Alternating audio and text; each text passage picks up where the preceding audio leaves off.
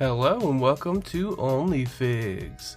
So I got another review for you guys today. I did pre-order this one a couple months ago. I just came in, so I am going to open it for you guys and give you a little review. This will be the first DC video that you see me do. I do collect pretty much anything, honestly. So you'll be getting a lot of DC, a lot of Marvel. But for today, we have the Superman vs. Doomsday Target exclusive. So like I said, I did pre-order this. I definitely was planning on making a review. It's been sitting in the box for about 3 days. I am a open box collector, so that killed me keeping it in the box for that long. But let's crack this thing open and see what we can get. Alright, here is this 2-pack out of the packaging, and man, this is probably the best Doomsday figure that we've ever gotten. The details on him, like the articulation is even really good for like a big fig. The Superman's okay. I'm not a big fan of Superman's to begin with, but it's got a lot of really cool paint detail with him being like injured from dying during this fight. But let's look at the accessories and then we will get to the figures. When it comes to the accessories, we actually only get these 2 hands for Superman. So Superman gets 4 hands, Doomsday gets nothing, and that's about it for that one. So we will pretty much go straight into the articulation, and we will start with Doomsday. Alright, so for Doomsday, his head actually does not go up at all. His head can go down about that much. The mouth actually has a hinge, which is really nice. He can look about that much to the side. If you risk damaging the hair, it's a little bit thin. And then he does have actually big butterfly joints, which is super nice. His arms can go about that high. He does have single jointed elbows that are kind of hard to use.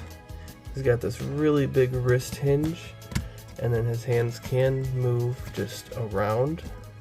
Looks like there's actually, or it feels like there's actually pegs in there to stop it, so it can't get like loose. And then other arms, same thing. This one's just an open hand. This one's fisted. He does have the ab crunch, and then there is a waist swivel. These, I believe they call it the diaper. But it's super thin plastic just so that you can actually move him around. He doesn't really kick forward that much because the diaper hinders it regardless. He can kick out pretty much all the way. He does have single jointed knees, but they can actually turn. Then he's got the foot pegs. They can go down, they can go up. And then he does have a little bit of ankle pivot. Doesn't work super good just because he's so big. And that is it for his articulation. Now we will go on to Superman. Alright, and for Superman, now we will get into both of their paint jobs soon because they are really good. So for articulation real quick, he can look about that high up and that much down. He does also have butterfly joints, which those are always welcome. His arm can move all the way around. He can only go about straight, he can't go up with it. He does have double jointed elbows.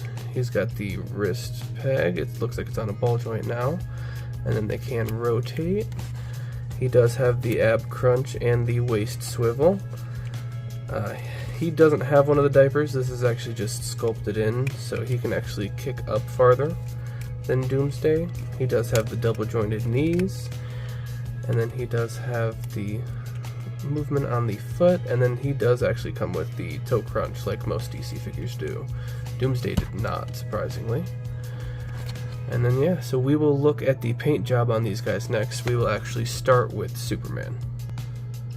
So with this Superman, this is obviously from the Death of Superman comics, so he does die in this fight. Doomsday, I believe they actually kill each other. So he is actually bloodied. He's got blood in his teeth, blood on his forehead. He's actually dripping blood from the mouth, which is super cool.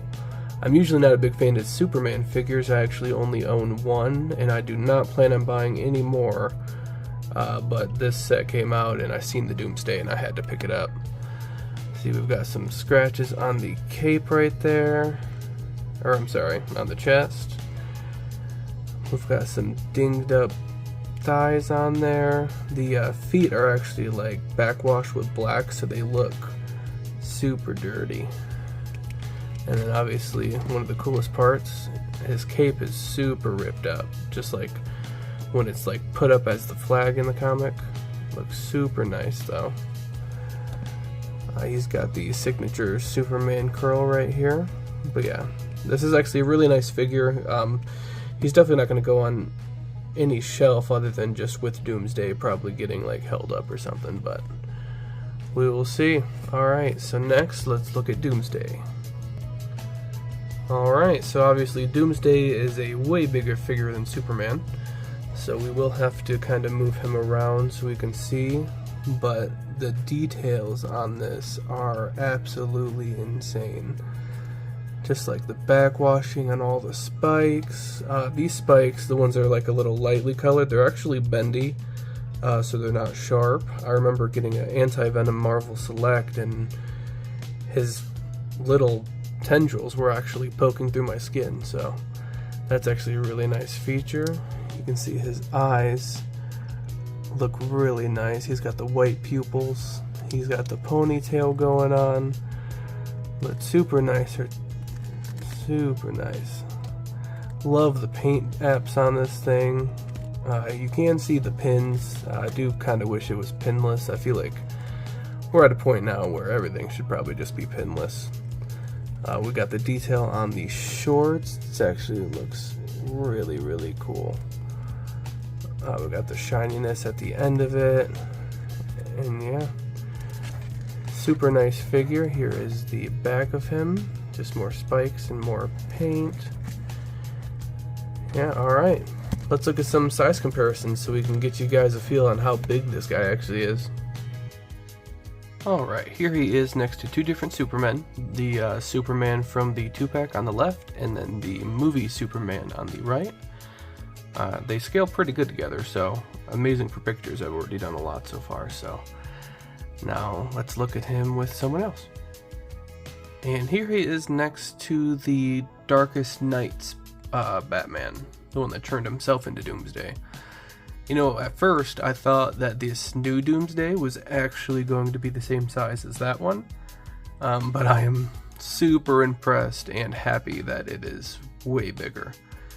I did not expect it to be this big.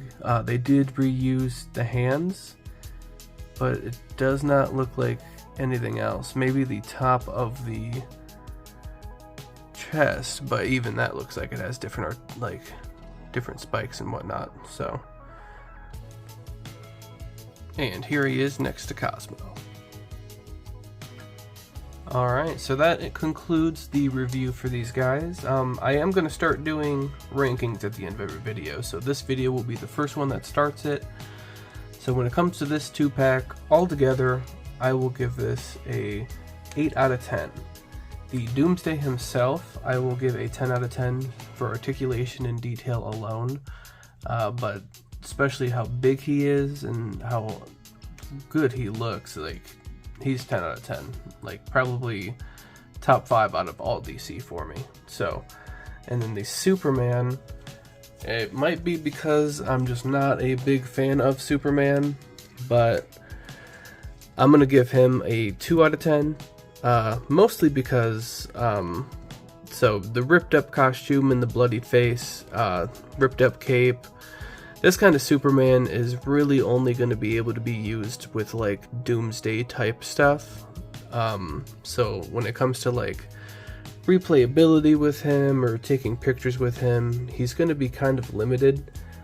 Since there's not really many people who can do this kind of damage to Superman. So because of those limitations, he is ranked pretty low. This is also not my favorite incarnation of a Superman. I feel like his face is a little beefy, and this whole chest portion could probably be like slimmed down a little bit. But yeah, I give him a 2 out of 10. Doomsday is definitely a 10 out of 10. The whole set is an 8 out of 10. So I hope you enjoyed this review video. I will be doing a Mafex Miles Morales. I will probably tape that right after I get done with this one. So these both should be up at the same time. So I hope you enjoy the videos. We will be back, I promise. And make sure you stay frosty. See ya.